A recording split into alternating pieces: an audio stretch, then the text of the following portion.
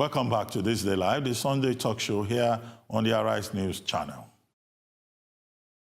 Now, gentlemen, let's talk about Boko Haram, the resurgence of Boko Haram attacks. The Nigerian Senate revealed on Wednesday that 357 Nigerians have been killed in 55 attacks perpetrated by the notorious Boko Haram sect since 2017 began. Significantly, they have infiltrated the 3 northeastern states of Borno, Adamawa, and Yobe, respectively. On Tuesday, it was mentioned that the Senate may need to invite service chiefs into a closed-door meeting to review the resurgence of Boko Haram activities in the northeastern states of Borno, Adamawa, and Yobe. The insurgency in the northeast is resurfacing, they said. If we need to invite the security chiefs to brief the Senate in a closed-door session, I will formally move a motion at our next sitting, Senator Ndume in particular stated. It is well known that the government has actively put a plan of action in place to combat threats on the north and the pervasive Boko Haram terrorist group. Is what the Senate now looking to do, inviting service chiefs into closed-door meetings, really going to make any difference? What is it going to truly take to save the lives of Nigerians and truly put an end to these deadly attacks? The government had even said before now that the Boko Haram had been technically defeated. In the light of recent developments, is it true that Boko Haram has been technically defeated? Now, a part of Nigeria still remains a zone for terrorists. Yeah, I mean, as we have seen in the last few weeks, that could just be the propaganda, sustained propaganda of government, you know, to keep Nigeria away from the reality in the northeastern parts of the country.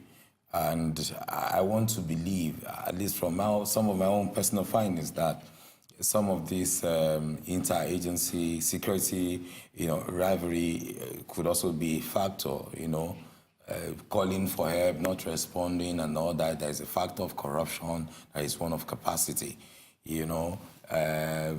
remember that a soldier posted something on Facebook recently saying how they were not being treated, not being paid and all that. So there is no motivation.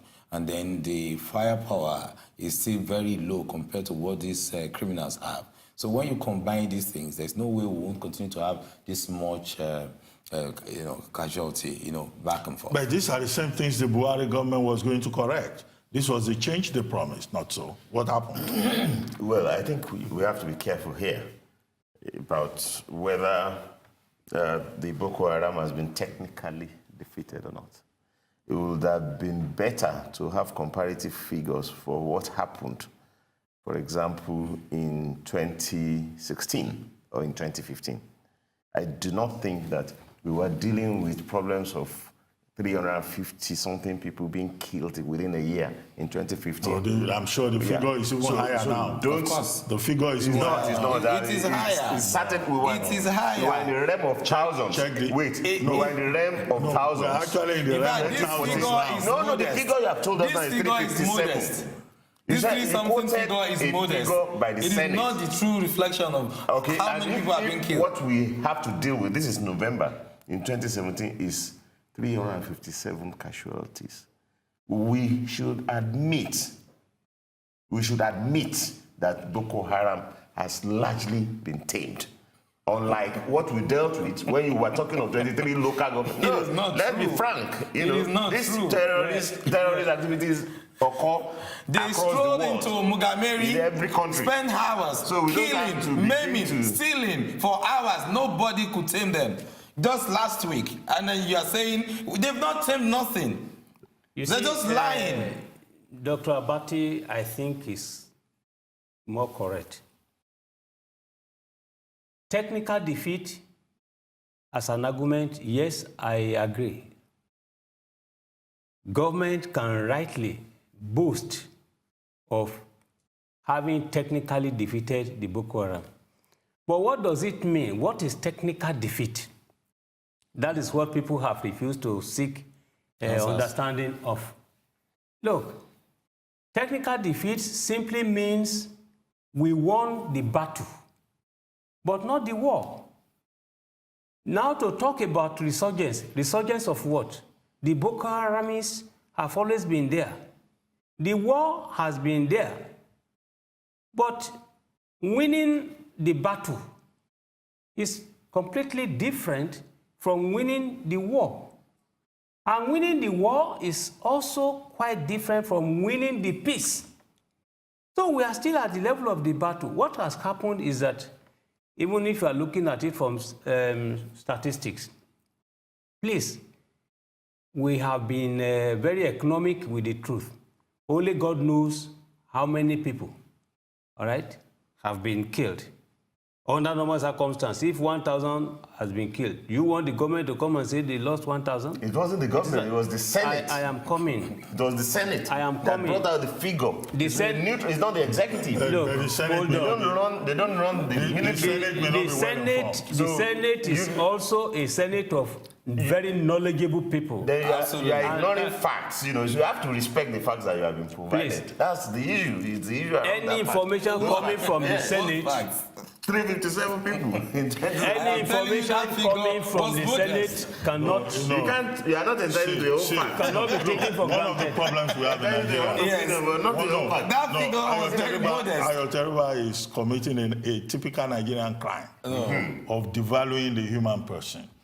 He thinks, the way he's sounding, he's saying 355 persons don't not mean big deal. anything. I did not say that. No, I'm the saying way that you are that's making the it fact sound. of it. Like it's No, not a the big way deal. you are making it And sound. we are discussing whether the No. security situation is improving or is deteriorating. No. Just because you want to blame the government at all costs. No, that's not because anybody is blaming You the are government. playing- Whether Yeah. I want to like it, the You are government will saying take the You are blame. playing politics with statistics. Even if it is just 10 persons Yes. killed in the last 1 year. Yes. Hello, Those lives 375. are important. I'm not saying they are not. America will go to war because of only one person. So But that it's not does for you to mean say. that thousands of Americans doesn't get killed by their own police. It's not for you. No, that- Yeah, so It's not for you to say. We are running away from No, the issue. no. We are saying, Police, is we are the situation improving or not? Can we? The situation is I not am beginning improving. to- Can we The calm down? situation Can is we not calm down? improving. It is wrong to say that if 1,000 Nigerians died in 2016 due to Boko Haram activities, And this year you only have then you only have 357. 357. So it's not a big deal. It's not a big deal that 357 persons have The died. issue about crime What is important? is reducing the casualties. What is important? You never operate in the world of absolutes. We have 20 nobody gets is a killed lot. in rugby. Dr. Deriba, 20 is a lot, let alone 375. What is important is that the war against terror should be sustained and that no Nigerian life should be wasted. Needlessly. And that government, whether it is the APC that you are fanatical about, or the PDP or any other political not party, mentioned That you detest so much. the duty of government is to ensure the security and the welfare of the Nigerian people. Absolutely. Whatever labor And that the only government way has. government can overcome this is to move away from looking at technical defeat as an end in itself.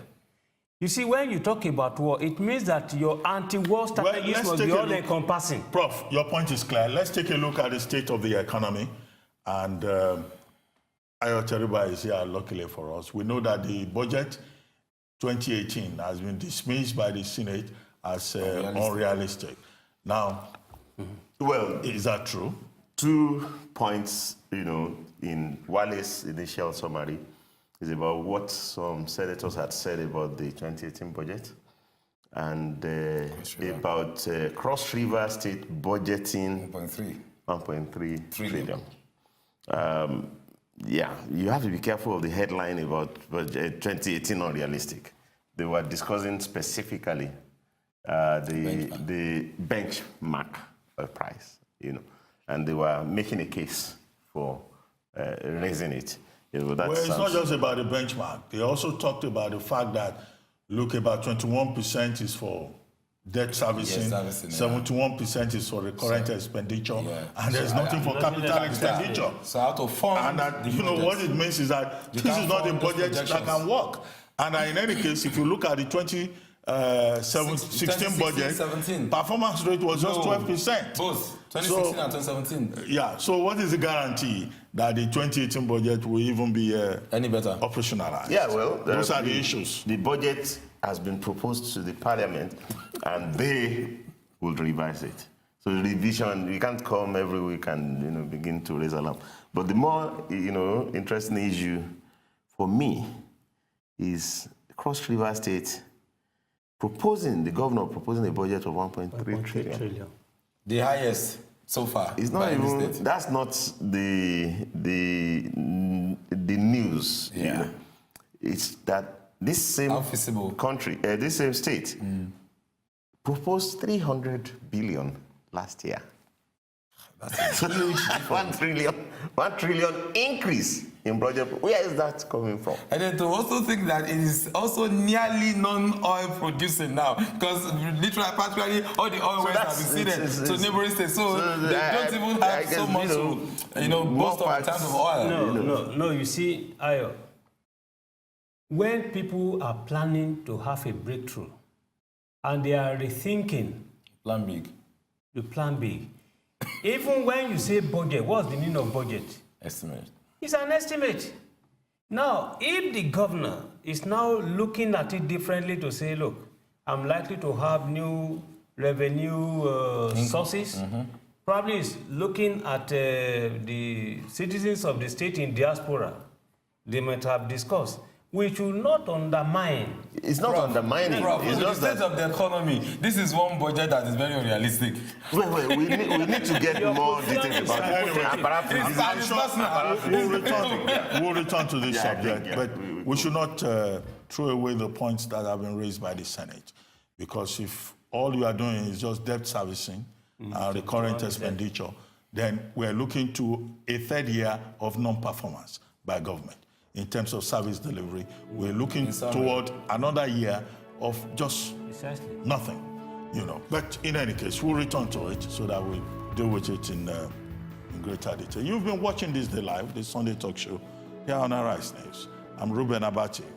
For my entire team here and I here in Lagos, it's bye for now, and thank you very much for watching.